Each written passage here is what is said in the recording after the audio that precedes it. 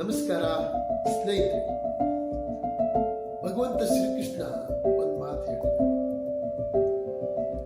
ಮನುಷ್ಯ ತನ್ನ ದುಃಖ ದುಮ್ಮಾನಗಳನ್ನ ಬೇರೆ ರೀತಿ ಹಂಚಿಕೊಳ್ಳೋದ್ರಲ್ಲಿ ಆಗ್ತಾ ಇಲ್ಲ. ಏಕೆಂದ್ರೆ ಯಾರು ಕೂಡ ನಿನ್ನ ದುಃಖವನ್ನ ನಿನ್ನ ದುಮ್ಮಾನವನ್ನ ಕೇಳುವ ನಿನ್ನ ಗೌಪ್ಯತೆಯನ್ನ ಬೇರೆಯವರಿಗೆ ಹಂಚಿಕೊಳ್ಳುವುದು ಕೂಡ ಅಷ್ಟೇ ಅಪಾಯ. ಏಕೆಂದ್ರೆ ಎಲ್ಲರೂ ನಿನ್ನ ಹಿತೈಷಿಗಳಾಗಿ ಯಾವಾಗಲೂ ನೀನು ಶಾಂತನಾಗಿ, ಏಕೆಂದ್ರೆ ಜೀವನದಲ್ಲಿ ಯಾವುದು ಶಾಶ್ವತ.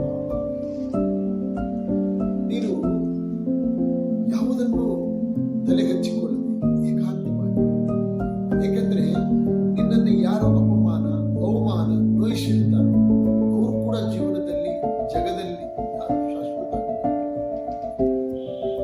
ಯಾರ ಪುಣ್ಯವನ್ನ ನಾವು ತೆಗೆದುಕೊಳ್ಳಿಕ್ಕೆ ಸಾಧ್ಯ, ಯಾರ ಒಂದು ಪಾಪವನ್ನು ಕೂಡ ನಾವು